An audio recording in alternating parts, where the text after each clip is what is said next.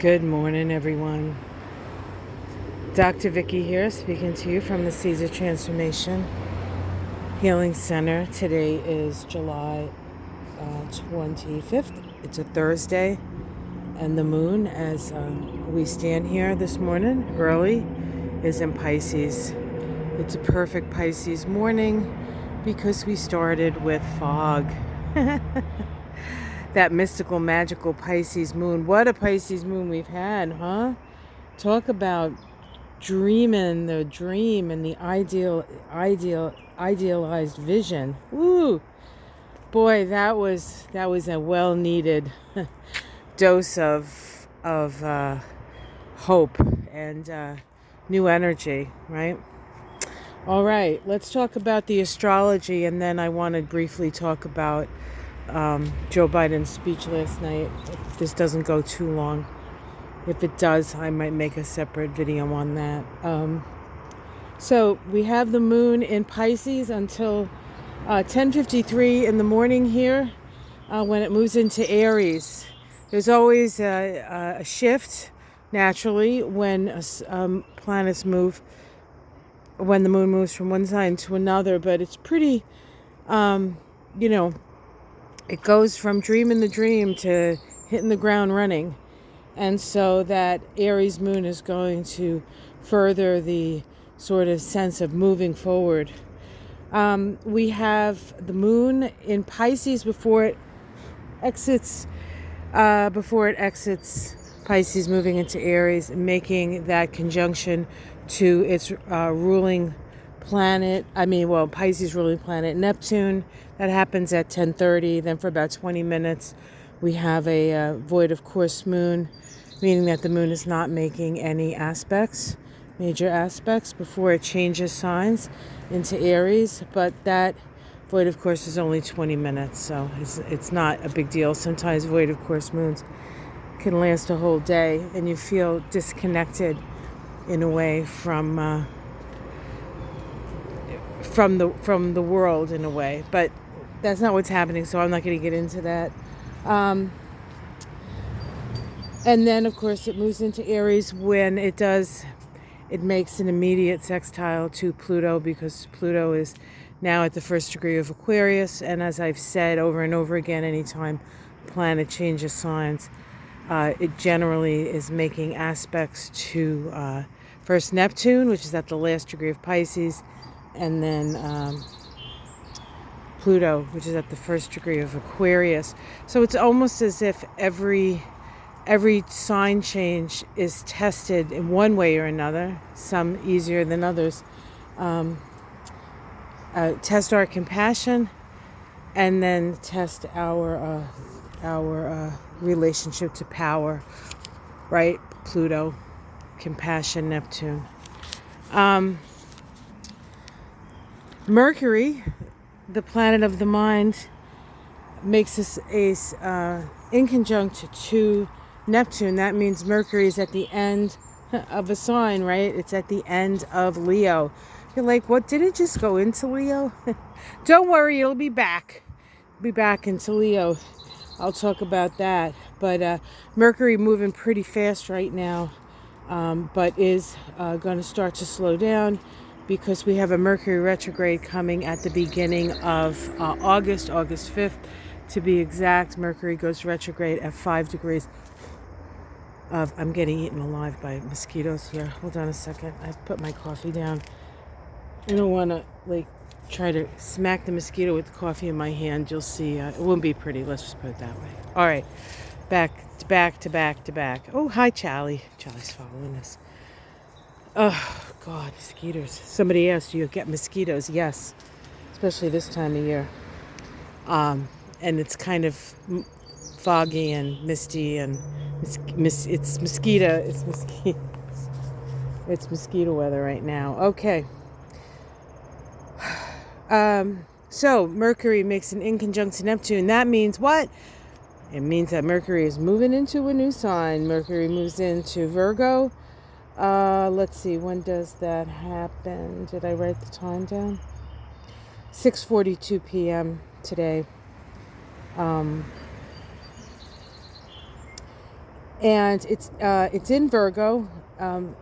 It moves into Virgo. It's in Virgo until so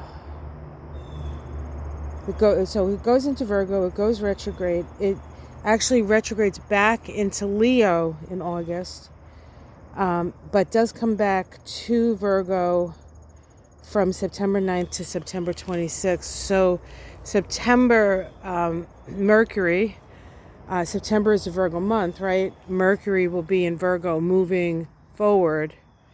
And so between right now, it's sort of on its direct path. But once it goes retrograde, things are going to start to seem, I don't know, more confused. Things be redone. There's actually a lot of, well, actually there's, I think, very little confusion on one side and a lot of confusion on the other. I don't see that confusion really getting better for the other side, if you know what I mean. But we'll see.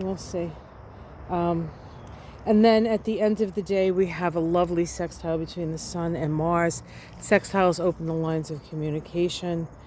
The Sun is illumination and Mars is moving forward. And so we may see ways of how to move forward in a situation. And it will require us to communicate with others to gather data. So we'll have more data by the end of the day, and we'll be able to move forward on that data. Okay, so that's kind of the deal. So to go over again, as I stand here this morning among the flowers, we are still with the moon in Pisces. It still feels rather mystical once the moon shifts around just before 11 a.m. here on the East Coast. We will start to feel things moving very quickly. I know you're thinking to yourself, I think it's already been moving quickly. Yeah, after it's what's been happening over the last, say, week is that there was all this pressure buildup with that full moon, and then the floodgates opened, and and out of the floodgates, there was Kamala Harris on her surfboard, on her magical surfboard, surfing the tsunami. And eventually she'll get off that wave, and there'll be other waves to come. But it's really a whole different feeling, is it not? Now I just want to. Oh, okay. Let me continue, and then we are going to probably hit some turbulence with Mercury going retrograde. I just want to point out that Mercury is the ruling planet of Gemini, and so I'm not going to say it's going to be bad for Geminis, but it could be confusing, especially if you're a Gemini who's used to getting their own way. You know who I'm talking about. But Kamala Harris, while not a Gemini, has a Gemini rising and her North Node in Gemini. And so that North Node being in the first house, we can expect more attacks to her person. Maybe not actual attacks, so I don't want you guys to worry about that. I think she's well protected.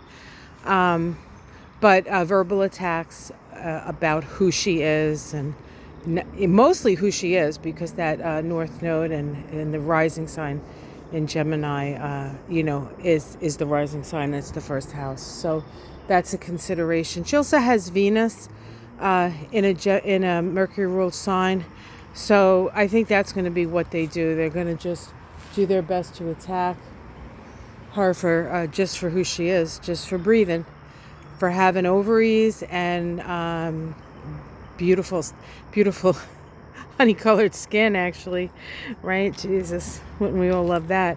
All right, so I just want to say a few words about Joe. Last night I was watching his speech. Actually, I had trouble. I don't know if it was what I was watching it on. We got a new TV, and I haven't figured it out yet. So anyway, But it kept like skipping, and I couldn't seem to move it forward. I thought there was some kind of glitch. I got nervous that there was something happened, but I think it was my own technical, I wouldn't call it phobia, but just inability to figure out how to fix something that was not working well.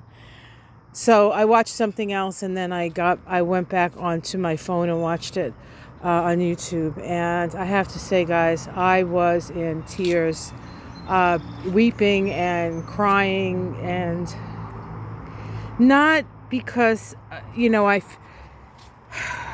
it wasn't because I felt bad that now Kamala is the nominee, because I think it's well deserved, and I think she's better positioned in a way, quicker on her feet. He was real good at coming in and setting her up and setting us all up for success. So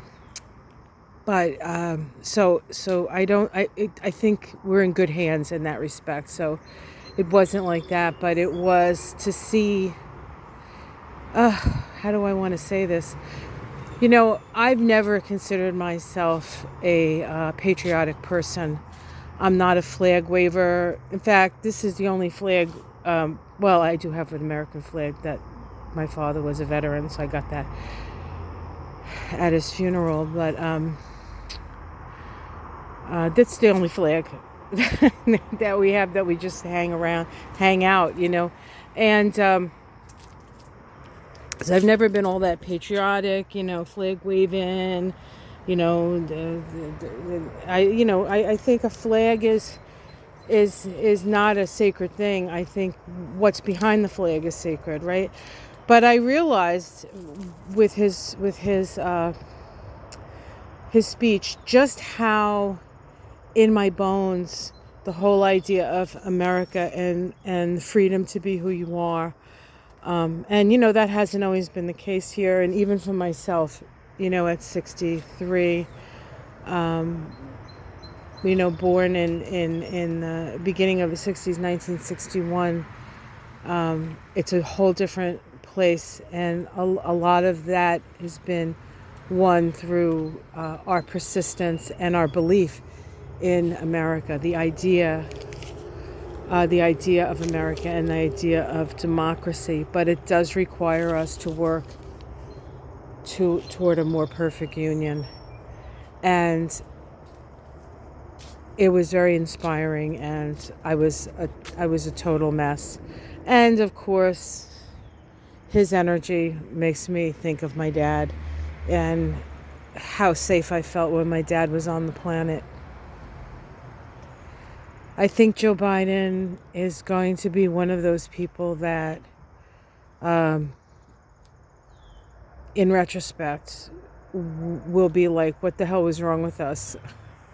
Why couldn't we appreciate him more? Why couldn't we protect him more? Why did we have him be a shield while we were, well, actually, because that's what he chose to do, right? He is a healer. There's that new, it's like a poster. There's Obama, it says hope. There's Trump, it says hate. Biden, it says heal. And Kamala, it says grow.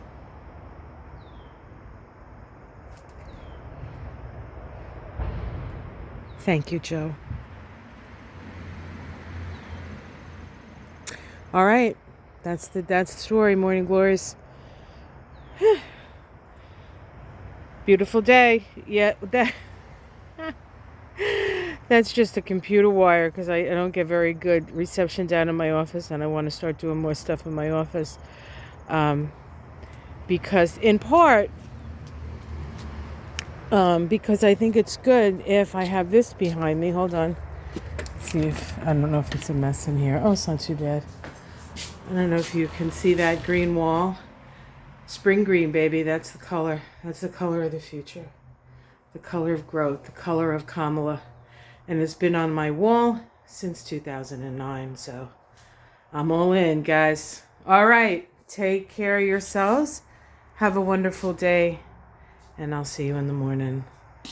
I'm going to be putting up something on J.D. Vance. I just figured out all his numbers. He's had 3 different names in his life, and we'll talk about that and the significance of that. And I actually got a birth time on him, so I think we have. I'm not positive that it's a birth certificate, but I don't trust this guy as far as I can throw him. So we will look at that as well. All right, guys, take care. Much love. Namaste.